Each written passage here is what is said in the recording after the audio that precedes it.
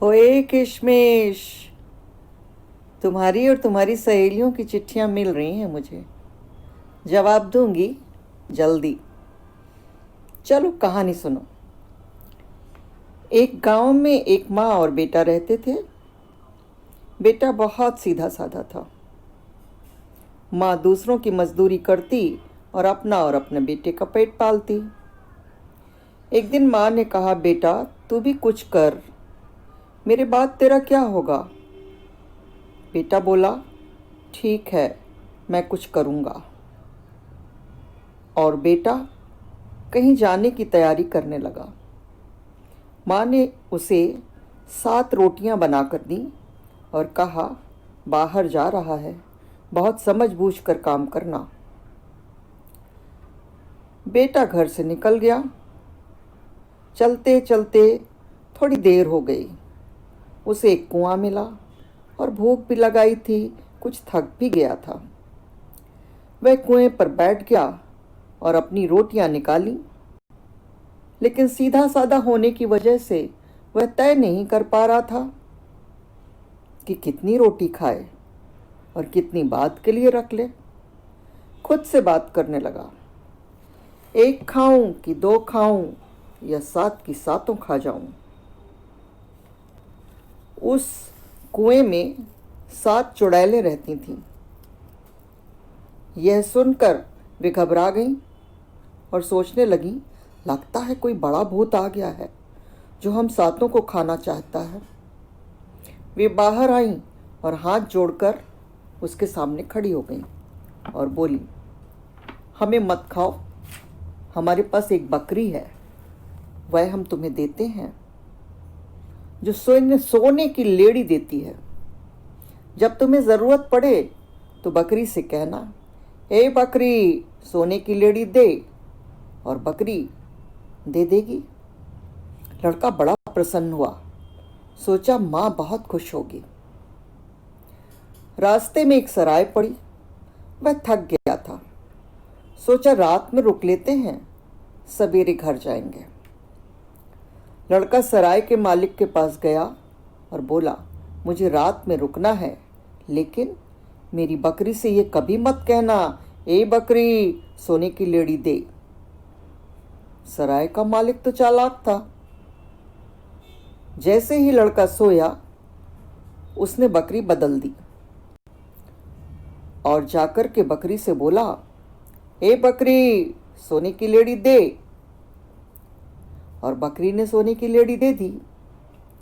सुबह हुई, लड़के ने बकरी ली और घर चला गया। माँ को उसने सब कुछ बताया, लेकिन बकरी ने कुछ भी नहीं किया। वह सोचने लगा, चुड़ैलों ने मुझे धोखा दे दिया है। दूसरे दिन फिर वह रोटी बनवाकर चल दिया और उसी कुएं के मुंडेर पर बैठकर कहने लगा, एक खाऊं कि 2 खाऊं कि 7 की 7 खा जाऊं। चुड़ैलें फिर डर गईं और बाहर आईं। बोला, मुझे मत खाओ भाई, हम तुम्हें एक कढ़ाई देते हैं। वो कढ़ाई जब तुम चढ़ाओगे और उसको बोलोगे कि हमें अच्छे अच्छे स्वादिष्ट भोजन दो, तो अपने अपने वह भोजन दे देगी। लड़का फिर प्रसन्न हुआ और चलने लगा। रास्ते में फिर सराय पड़ी। वह फिर सराय के मालिक को बोला, इस कढ़ाई को मत कहना कि अच्छे अच्छे भोजन दो। लड़का जैसे ही सोया, सराय के मालिक ने कढ़ाई भी बदल दी। घर पहुंचकर उसने माँ को बताया, लेकिन फिर कुछ नहीं हुआ। इस बार माँ नाराज हो गई और बोली, कोई तुम्हें मूर्ख बना रहा है, घर से जाता है, रोटी खाकर चला आता है, तुझसे कुछ होगा नहीं। लेकिन लड़के को अब कुछ कुछ समझ में आ रहा था। वह सोच रहा था कि वह तो सिर्फ सराय में रुका है और कहीं रुका ही नहीं है, लगता है वहीं कुछ गड़बड़ हुई है। अगले दिन सुबह वह फिर रोटी लेके चल दिया और उसी कुएं पर बैठकर बोला, एक खाऊं कि 2 खाऊं कि 7 की 7 खा जाऊं। चुड़ैलें फिर आईं और बोली, क्या है भाई, हमने तुम्हें बकरी दी, कड़ाही दी, लेकिन फिर भी तुम हमें खाने का मन बना रहे हो। उस लड़के ने कहा कुछ भी नहीं हुआ। तब उसने सारी बात उन्हें बताई। चुड़ैलों ने इस बार उसे एक डंडा दिया और बोला, सराय के मालिक से कहना कि सोना चांदी दो, और जब सराय का मालिक इसको कहेगा सोना चांदी दो तो यह मारने लगेगा।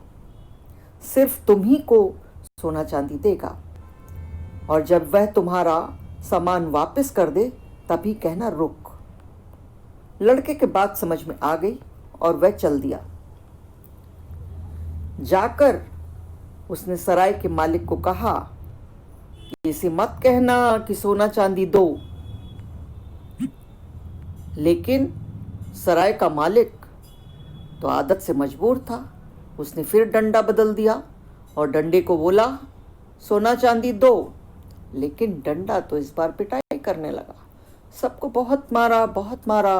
तब सराय का मालिक उस लड़के के पास गया और बोला, बचाओ भाई, क्या करें हम। वह लड़का गया और बोला कि पहले मेरी बकरी और कड़ाही वापस करो, तभी यह डंडा रुकेगा। मालिक पिटते पिटते घायल हो गया था, इसलिए लाचार होकर उसने उसे उसका सामान लौटा दिया। लड़के ने कहा, रुक डंडा, और डंडा रुक गया। अब लड़का सारा सामान लेके माँ के पास आया। माँ बहुत खुश हुई। ए किशमिश, ठगी से सावधान रहना बहुत ज़रूरी है। कहानी कैसी लगी बताना ज़रूर। बाय किशमिश।